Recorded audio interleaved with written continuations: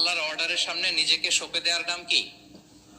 ইসলাম। সবাই বলুন তো, আল্লাহর আদেশের সামনে কোনো যদি কিন্তু তবে ছাড়া নিজেকে সাবমিট করা, এই সাবমিসিভ অ্যাটিটিউডের নাম কি? সবাই বলুন তো। তাহলে আপনি পিক এন্ড চুজ করতে পারবেন না যে এটা আমার ভাল লাগে, এটা আমার সাথে যায়, সো আমি এটা নিলাম, এটা আমার সাথে যায় না, সো এটা থেকে আমি দূরে থাকলাম। তাইলে এটা ইসলামিক লাইফস্টাইল হলো না। এই কনসেপ্টটা কি ক্লিয়ার সবার কাছে? এটা একটা total package, it's a total project, it's a holistic program. আপনি আপনার সুবিধা মতো এখানে কাটছাট করতে পারবেন না, নিলে পুরোটাই নিতে হবে। তো আমরা অনেকে আবার কাটছাট করি নিজের মন মতো। তাদেরকে উদ্দেশ্য করে আল্লাহ তাআলা বলছেন, আফাতুমিনুনা বিবা'দিল কিতাবি ওয়া তাকফুরুনা বিবা'দ। তোমরা কি আল্লাহর কিতাবের কিছু অংশ মানো আর কিছু অংশ তোমরা অস্বীকার করো? এটা তোমাদের পলিসি? জেনে রেখো, ওয়ার্নিং দিচ্ছেন যে তোমাদের পলিসি যদি এইটা হয়, তাহলে এই দুনিয়াতে আছে তোমাদের জন্য লাঞ্ছনা, আর আখিরাতে তোমাদেরকে শাস্তির মুখোমুখি হতে হবে। তাহলে কাটছাট করার সুযোগ নেই। আমরা যেটা করি, নামাজ, রোজা, হজ, জাকাতের মতো এই যে আনুষ্ঠানিক ইবাদত গুলো, এগুলোতে আমরা ইসলামকে খুব মানি, ইসলামের অনুশাসন মানি। কিন্তু আমাদের ব্যক্তি জীবন, পারিবারিক জীবন, সামাজিক জীবন, আমার ডিলিংস গুলো, আমার ট্রেড, আমার বিজনেস, আমার ব্যবসা, আমার বিয়ে শাদী, আমার বিহেভিয়ার, এগুলোকে অনেক সময় আমরা ইসলামের অনুশাসন অনুযায়ী মানতে চাই না। এগুলোর ক্ষেত্রে আমরা অনেক সময় ইসলামের অনুগামী হই না। এইখানে একটা ঝামেলা রয়ে গেছে আমাদের। কিন্তু মূল কথা হচ্ছে, আপনি ইসলামকে মানলে দ্য টোটাল প্যাকেজ আপনাকে মানতে হবে। এখানে কাটছাট করার কোনো সুযোগ আছে বলেন তো? আওয়াজ করে বলেন, কোন কাটছাটের সুযোগ কি আছে? না, কারণ কমপ্লিট প্যাকেজ, কমপ্লিট প্যাকেজ। জীবনের প্রতিটি অঙ্গনকে ইসলামের অনুশাসন দিয়ে সাজানো, বা জীবনের প্রতিটি অঙ্গনে ইসলামকে অনুশীলন করার নামই হচ্ছে ইসলামিক লাইফস্টাইল। মূলত ইসলামই একটা lifestyle. Islam is not merely a set of beliefs and rituals, rather it's a lifestyle. ইসলাম নিজেই একটা lifestyle that emphasizes justice, spirituality, integrity and modesty. আপনি যদি নিতে চান, আপনাকে পুরোটাই নিতে হবে, তাহলে কাটছাট করার সুযোগ নেই। এটা হচ্ছে প্রথম, the first and foremost reminder tonight, যে ইসলাম একটা টোটাল প্যাকেজ, একটা কমপ্লিট প্রোগ্রাম, একটা হোলিস্টিক প্রোগ্রাম। এখানে পিক এন্ড চুজ করতে পারবো না আমরা। আপনি যদি আমাকে ইসলামী লাইফস্টাইলের উপরেই সেমিনারে কথা বলতে বলেন, I must say you have to take the entire package. পুরোটাই আপনাকে নিতে হবে। এই আইডিয়াটা ক্লিয়ার হয়েছে আমাদের সবার কাছে? সবার কাছে ক্লিয়ার তো? তাহলে পিক এন্ড চুজ করবো নাকি? শুনি নাই সবার কাছ থেকে। পিক এন্ড চুজ করা যাবে?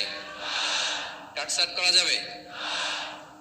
কিছু কিছু রুলস এন্ড রেগুলেশন আমার খুব ভালো লাগে, আমার জন্য খুব সুবিধা হয়, ওইটা নিলাম, বাকিগুলা কাটছাট করে দিলাম। তার মানে সহজভাবে পার্ট টাইম মুসলিম হওয়ার কোনো সুযোগ নেই, হলে ফুল টাইম হতে হবে। কাস্টমাইজড ইসলামের কোনো সুযোগ নেই, টোটাল প্যাকেজটাকে আমার অ্যাডপ্ট করতে হবে। এটা হচ্ছে ইসলামিক লাইফস্টাইল। তো আজকের এই সেমিনারে আমি কিছু ট্রেটস বা the core values of Islamic lifestyle আপনাদের সাথে শেয়ার করবার চেষ্টা করব, যাতে করে ব্যাপারটা আরো ক্রিস্টাল ক্লিয়ার হয় যে আসলে what is Islamic lifestyle all about. আসলে এটা কি, কিভাবে এটা আমরা অ্যাডাপ্ট করব, কিভাবে এটার সাথে নিজেকে খাপ খাওয়াবো, কিভাবে এটা আমরা প্র্যাকটিস করব। তাহলে প্রাথমিক কথা অলরেডি ডান, যে কাটছাট আমরা করব না, পিক এন্ড চুজ করব না, টোটাল প্রোগ্রামটাই আমরা নেওয়ার চেষ্টা করব। তো এখন আমরা কিছু কোর ভ্যালিউজ এর কথা বলবো, যেগুলো দিয়ে ইসলামিক লাইফস্টাইলের মূল ধরনটা আমাদের কাছে ক্লিয়ার হবে।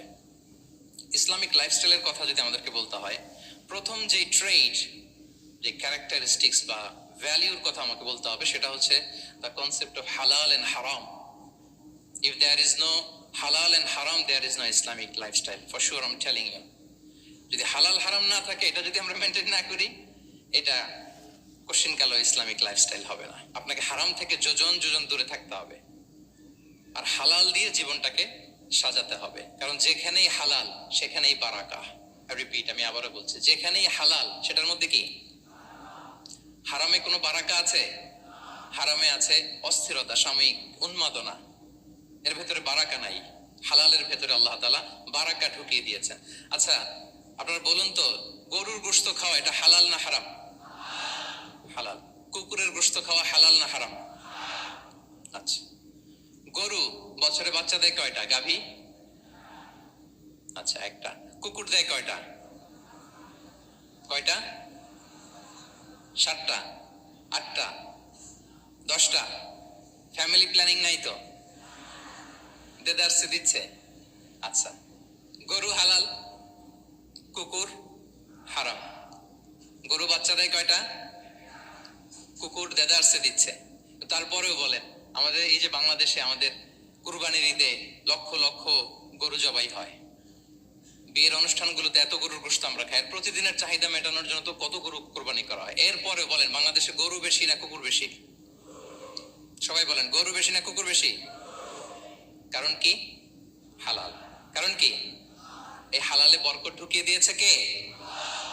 তাহলে if there is no concept of হালাল এন্ড হারাম, there is no Islamic lifestyle. প্রথম core value of Islamic lifestyle হচ্ছে আপনাকে হালাল দিয়ে আপনার জীবনকে সাজাতে হবে।